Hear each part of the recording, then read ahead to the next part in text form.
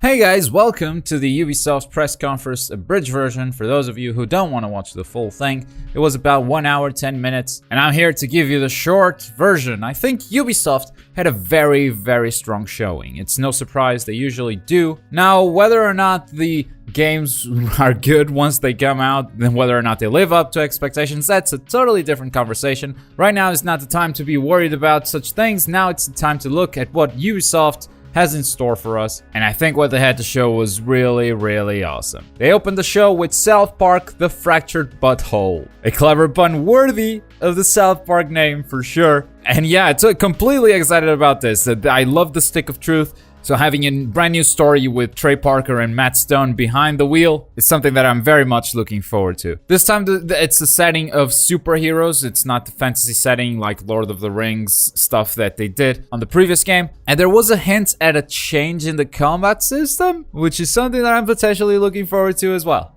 Let's keep our eyes peeled for new information on this title. Sounds very promising. The second title is shown was For Honor. In this game, you can take the role of a Viking, a knight, or a samurai. And what seems to be a 4v4 multiplayer mode, where you're not just fighting against the players, you're also fighting against an army of sorts. Kind of like Dynasty Warriors, but much slower, much more methodical. Each swing doesn't kill 10 guys like in Dynasty Warriors. Instead, there seems to be a lot of planning. From what I've seen, it seems like there's directional pairing. So for example, you point your thumbstick upwards to block a downward slash from your opponent, and even those slashes are very slow. Seems like it's done deliberately, so first you don't spam buttons, and it forces you to plan out exactly where you're gonna swing your sword, how you're gonna swing it, which makes these battles more intellectual, more of a prediction of how your opponent is going to behave and how you're going to respond accordingly to take him out. I would love to put my hands on this just to figure out how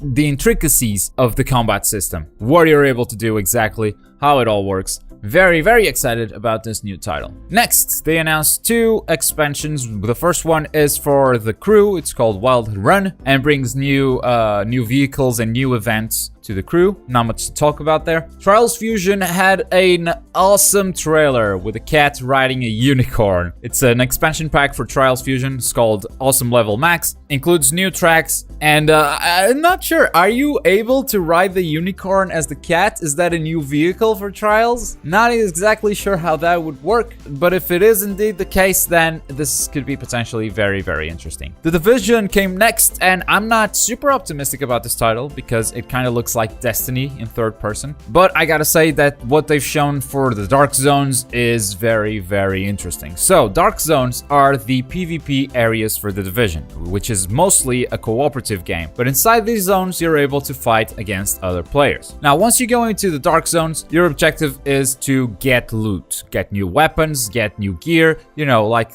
Destiny. Inside these areas are NPCs, AI-controlled enemies. So even if there are no players in the area, you still have these guys to fight and to take their loot. So they're usually guarding a crate of sorts with goodies in them. Now, players can join at any time. And the thing is, PvP is completely optional, because those players might attack you to take your loot, but they might also just help you complete the Dark Zone. The thing is, you guys can turn on each other at any time. What happened in this trailer was when they called for an extraction with a helicopter, they turned on the other party that showed up and helped them clear the whole thing. And right at the end, the player himself leaves the group and turns on his own teammates and takes all the loot for himself. This just means you're not gonna trust anyone inside one of these areas. And when a game is able to convey that sense of insecurity, that sense of mistrust, I mean, it's doing something right, at least. Now, some of my criticisms towards the Division, some of my concerns remain. First, that it is very much a loot-driven game. And second, because it is an RPG level-based, enemies are kind of bullet spongy. You know, if you fight an enemy who has a higher level than you, even though it is a human being,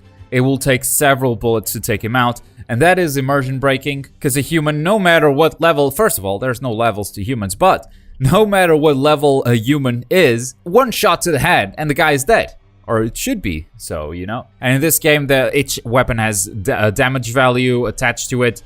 Each enemy has health. and armor, and it's something that I just don't appreciate in shooters in general. Next, we're gonna talk about Anno 2205. I'm not familiar with the Anno franchise. This is my weakness on the Ubisoft press conference, but it seems to be a city management game, sort of like in the line of SimCity, you know? And this time you can go to the moon. You will colonize the Earth and expand your population until there's no more room on Earth, and you race to space, you shoot a shuttle into the moon and start populating that. The next game was Just Dance 2016, which I'm not a big fan of, so I'm not gonna talk about it, just skim over it. There was a concert, I don't know this guy, so I wasn't particularly hyped for this game. Rainbow Six Siege introduced Terror Hunt. They did exactly what they needed to do. They've been showing the hostage situation throughout the whole year. They started showing it at E3 last year, and then they had more trailers, the closed alpha, and they did exactly what they needed to do, which was show something different. Terror Hunt is a cooperative mode. It's a co-op experience which can have different scenarios. The one they showed was a bomb defusal scenario. So as a team of 5, you infiltrate a building and you're trying to defuse a bomb. You have to make your way to the room where the bomb is, which could be anywhere.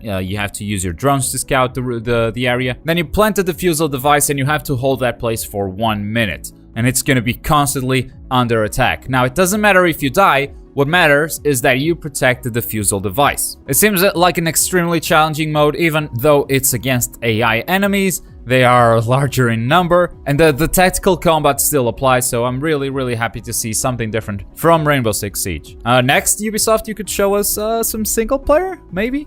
I want to see the story of this thing. Next, I had Trackmania, which is a really old game, but it's coming to the new generation consoles with a graphical overhaul, and more interestingly is a random map generator. Like, you go into the track creator mode that they've had for a really long time, and you can create your tracks, or you can hit a button and it just randomly generates one. They did one on stage, and it seems like it works pretty well. Then they showed Assassin's Creed Syndicate, which was only a cinematic trailer. Again, most of what we've seen from Assassin's Creed was before E3. During E3, all they had to show were cinematic trailers. Not much to talk about what they've shown here. But if you're interested in the game, now you have a grappling hook and you can ride carriages. There will be chase scenes using carriages. There will be races probably. And you're controlling 2 characters, 2 brothers, a male and a female. The male is more of a brawler and the female is more of the stealth assassin. But the lack of gameplay at E3 just, I don't know, just tells me that they're not super confident about their game. Usually when you're confident, you're able to show the game, you're able to show a live demo, even if the game's not finished. And you don't have any problems with showing all there is new to the game. But